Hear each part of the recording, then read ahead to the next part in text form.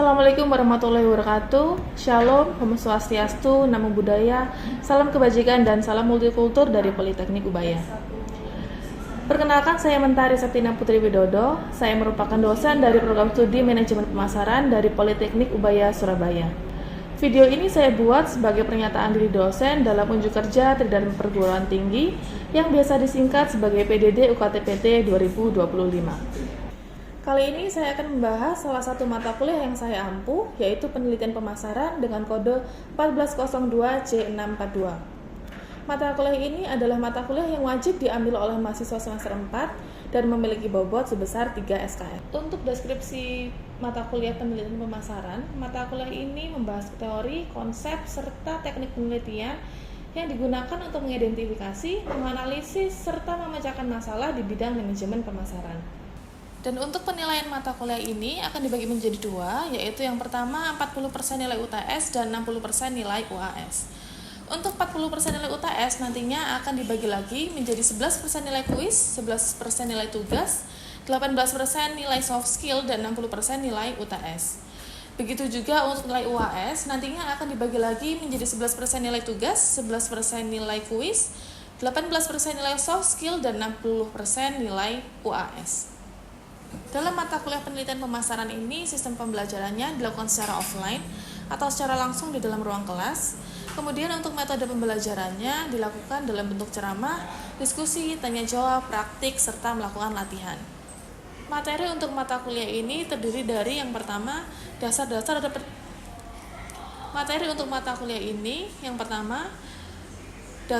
dan perkembangan riset pemasaran. Kemudian yang kedua, tahapan perencanaan riset pemasaran. Yang ketiga, pelaksanaan dan pelaporan riset pemasaran.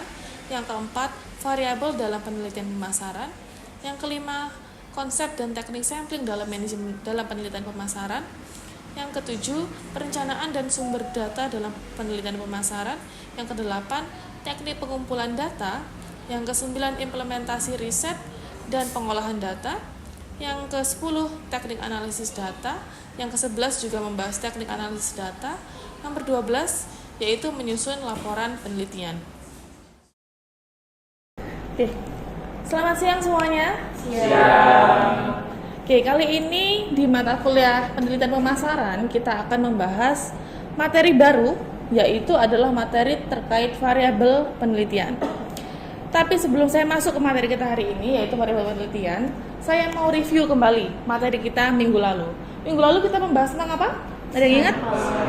Oke, sampel. Kita minggu lalu membahas tentang sampel, bagaimana cara teknik pengambilan sampel, dan lain-lain. Di sini ada yang masih ingat nggak sampel itu apa? Oke,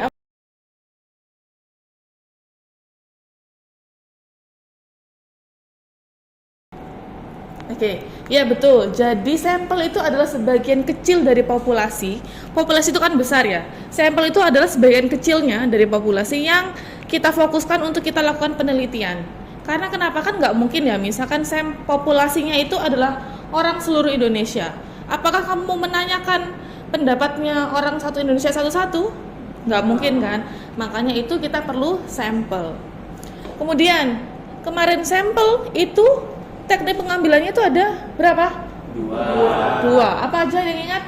Probability sampling dan non-probability sampling. Oke, betul. Ada dua, probability sampling dan non-probability sampling.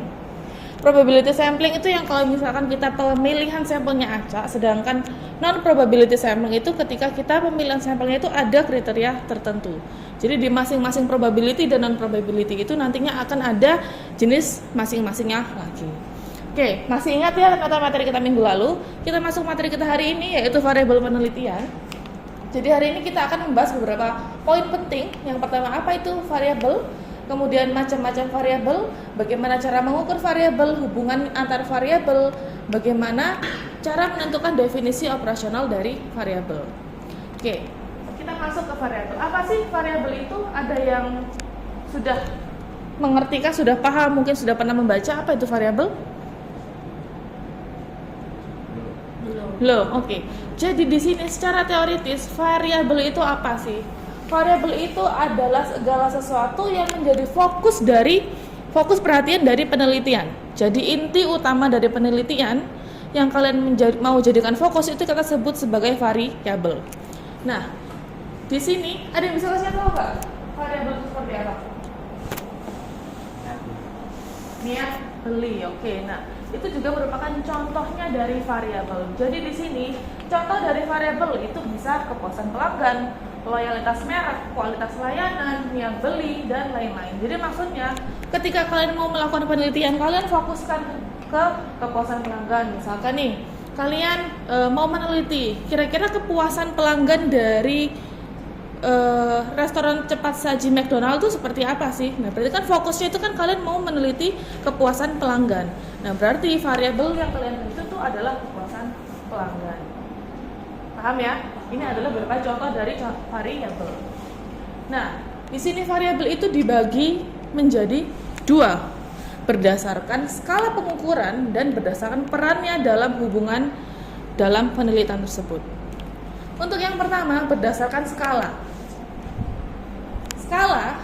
Variabel berdasarkan skala itu kita bagi menjadi 4, yang kita sebut sebagai NOIR. NOIR ini adalah singkatan. Ada yang tahu? Singkatan dari apa? NOIR di sini adalah singkatan dari nominal, ordinal, interval, dan rasio. Jadi variabel berdasarkan skalanya itu dibagi menjadi 4 hal ini. Yang pertama nominal. Apa sih yang dimaksud nominal? Jadi skala nominal itu adalah skala di mana dia itu hanya mengklasifikasikan data tanpa ada urutan tinggi besar dari data tersebut atau menunjukkan nilai tertentu. Jadi variabelnya itu tidak mengandung urutan lebih tinggi, lebih bagus, lebih jelek, nggak ada. Makanya di sini contohnya adalah warna rambut. Warna rambut itu ada apa aja? Hitam, coklat. Nah, apakah itu menandakan warna hitam lebih bagus dari coklat? Enggak. Makanya di sini kenapa dikatakan dia itu tidak menunjukkan urutan ataupun nilai tertentu. Kemudian ada ordinal. Ordinal itu adalah pengkategorian data dengan urutan ataupun peringkat tertentu. Jadi di sini fokusnya adalah peringkat. Contohnya adalah tingkat kepuasan. Tingkat kepuasan dia kan tidak dalam bentuk angka ya, tapi puas, netral, tidak puas. Itu kan menunjukkan grade tertentu ya. Maksudnya ada urutannya di dalamnya, tapi tidak dalam bentuk nilai. Kemudian interval. Interval di sini adalah skala yang memiliki urutan dan jarak, tapi tidak ada nol mutlak. Contohnya apa? Suhu. Jadi maksudnya gimana? Suhu 0 itu artinya apa? Beku kan? Bukan berarti tidak ada suhu. Sedangkan suhu minus berarti artinya apa?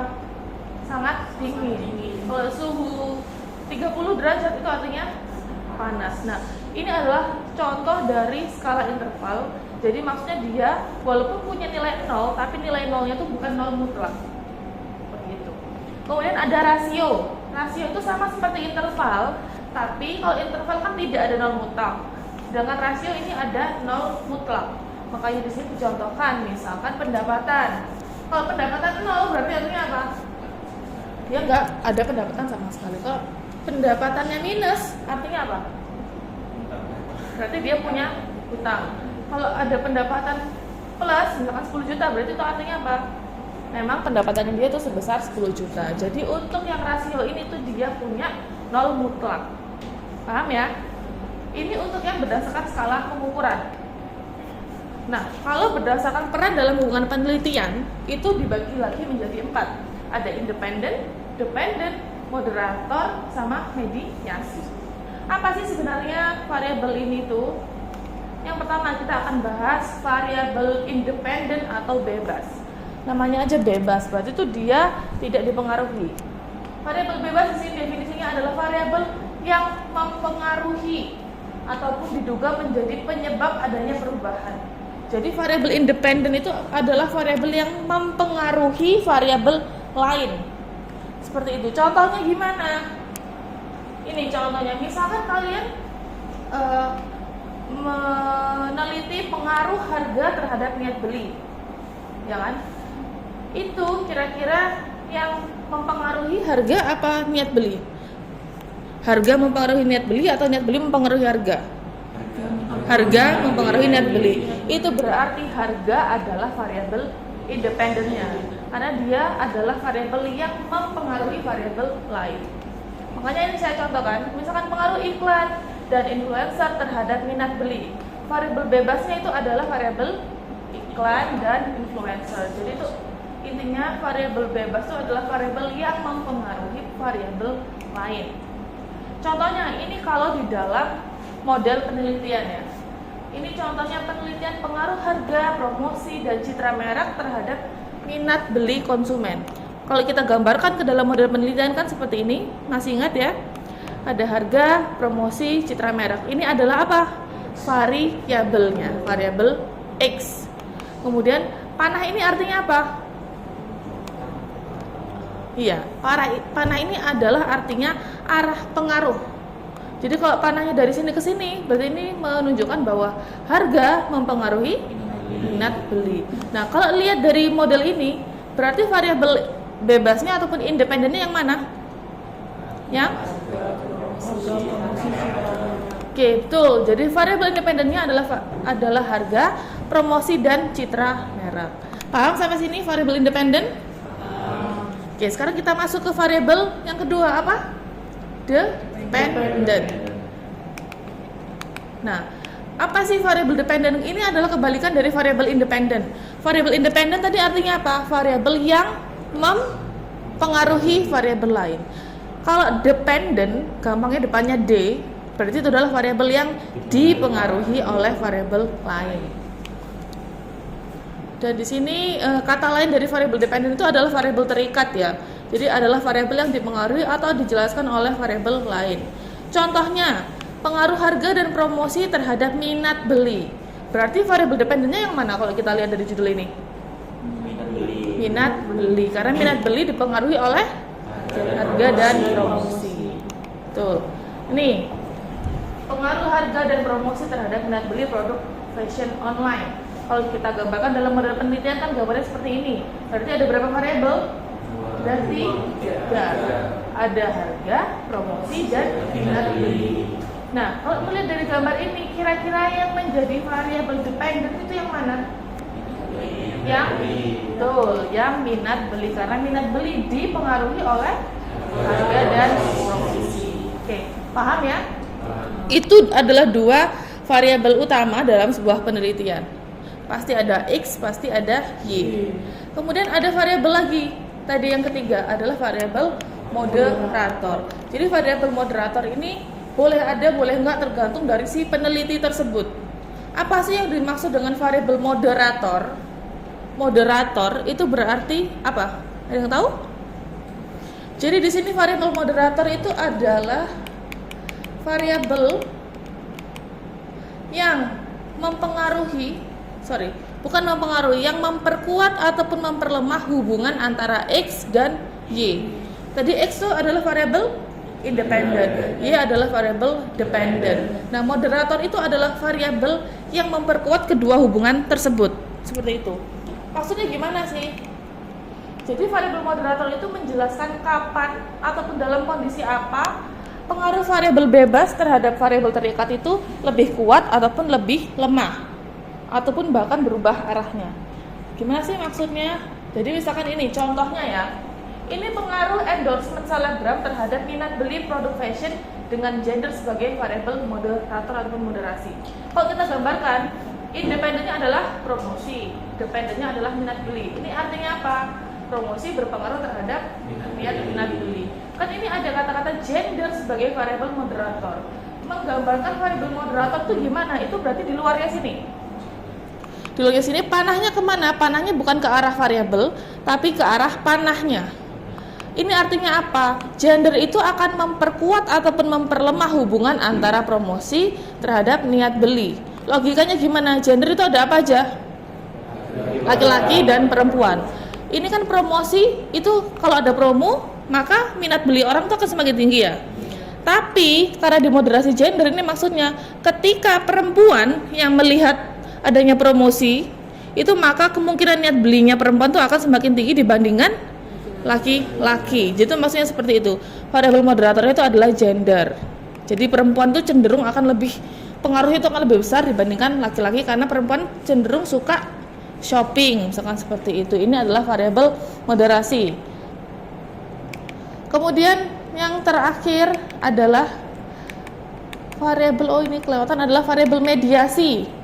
Variabel mediasi itu adalah variabel yang berada di antara variabel X dan variabel Y. Jadi ada di tengah-tengahnya ya. Kalau ini kan promosi ke minat beli, gendernya di sini. Kalau mediasi nanti di tengah-tengah sini tuh akan ada variabel lagi. Itu yang kita sebut sebagai variabel mediasi. Jadi perannya dia itu sebagai jembatan antara variabel X dan variabel Y. Paham sampai sini?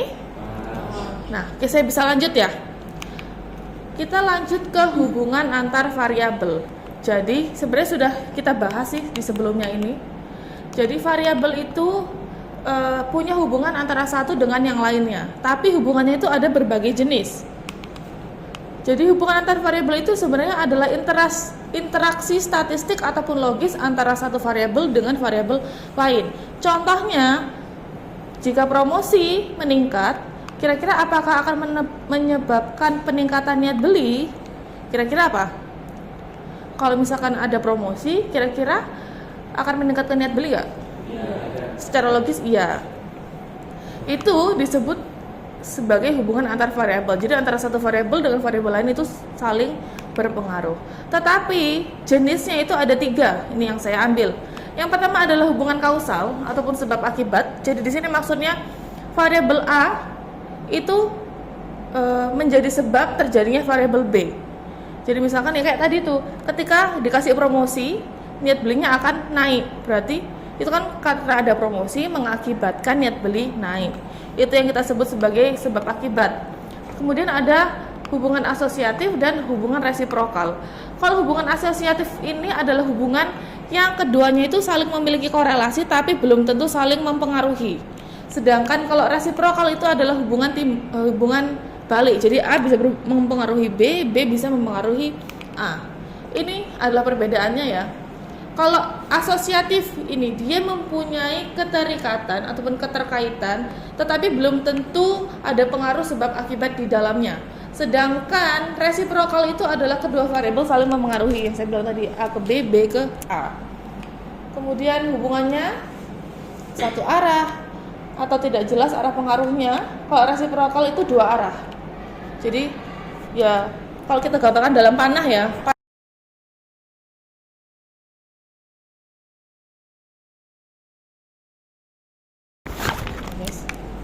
Kalau hubungan resiprokal itu misalkan ini X, Y, panahnya itu adalah ke kanan dan ke kiri karena dia saling mempengaruhi satu dengan yang lainnya. Oke, ini adalah beberapa perbedaan antara antara variabel hubungan resiprokal dan asosiatif. Sudah paham sampai sini? Tadi kita sudah tahu variabel itu apa, kemudian ada berapa jenis variabel. Sekarang kita belajar cara mengukur variabel. Tadi variabel itu kan adalah inti utama dari penelitian ya, fokus yang kita jadikan utama dalam penelitian. Nah, untuk bisa meneliti hal tersebut, maka kita perlu untuk mengukur variabelnya.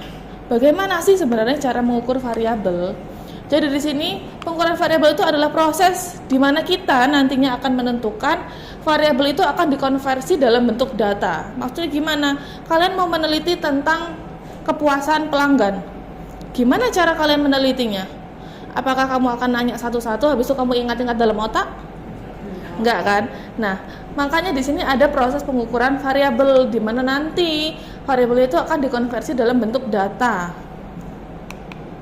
Nah, termasuk nanti dalam mengukur kita harus menentukan indikatornya apa, bagaimana cara mengukurnya, alat atau instrumennya, kemudian skala apa yang akan digunakan. Contohnya di sini, kita ingin meneliti minat beli konsumen.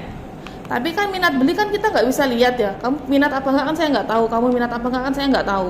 Caranya kita ukur. Kita mengukurnya melalui indikator ataupun pertanyaan dalam kuesioner. Ini dicontohkan. Orang kalau punya minat beli, biasanya dia apa? Dia ada keinginan membeli produk. Kemudian dia tertarik mencoba produk. Kemudian dia mau merekomendasikan produk ini kepada orang lain. Ketika orang tersebut itu merasakan perasaan seperti ini, itu bisa dikatakan bahwa orang tersebut itu memiliki minat beli. Jadi itulah yang dimaksud kalau kita mau meneliti sesuatu, kita harus mengkonversikannya dalam bentuk data dari indikator. Nah, ini adalah langkah-langkah pengukuran variabel. Di sini saya bagi menjadi 6.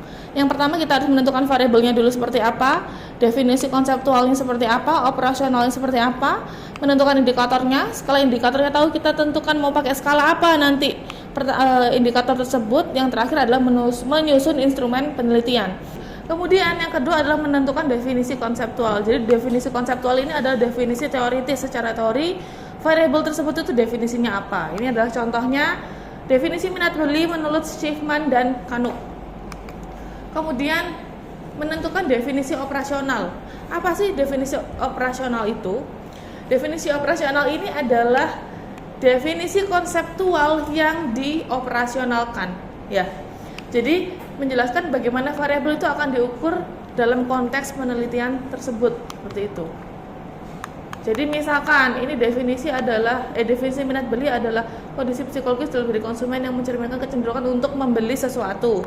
Misalkan kalian mau meneliti minat beli produk iPhone, misalnya gitu ya, berarti definisi operasionalnya tinggal ambil ini adalah suatu kondisi psikologis dalam diri konsumen yang mencerminkan kecenderungan untuk membeli produk iPhone. Itu adalah definisi operasional. Intinya dioperasionalkan definisi konseptualnya. Ini contohnya, seperti yang saya jelaskan tadi. Kemudian menentukan indikator. Indikator itu adalah alat cara mengukurnya.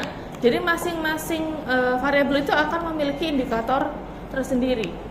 Di sini didefinisikan indikator itu adalah pertanyaan ataupun item pertanyaan yang bisa digunakan untuk mengukur variabel. Jadi misalkan nih kalian mau meneliti niat beli, kalian itu nggak ngawur, bikin pertanyaannya itu nggak ngawur, tapi harus berdasarkan indikator.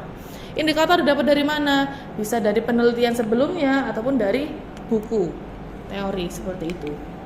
Contohnya, variabel kepuasan konsumen, indikatornya itu berupa kepuasan terhadap kualitas produk, terhadap pelayanan, terhadap harga, kemudian ada niat beli ulang. Jadi ketika orang itu mencerminkan keempat hal ini, itu bisa dikatakan bahwa dia adalah konsumen yang merasa puas.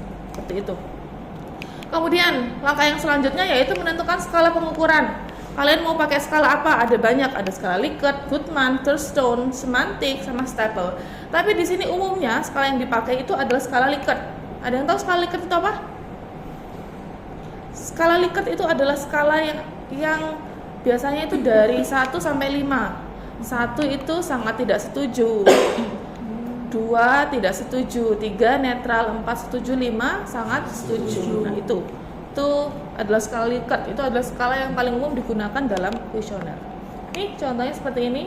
Ketika kalian menyusun instrumen, jadi tadi ketika kalian sudah tahu indikatornya apa, item-item pertanyaannya apa, kemudian sudah tahu mau pakai skala apa, misalkan mau pakai skala Likert, tahap selanjutnya kalian harus menyusun instrumen penelitian dalam bentuk kuesioner.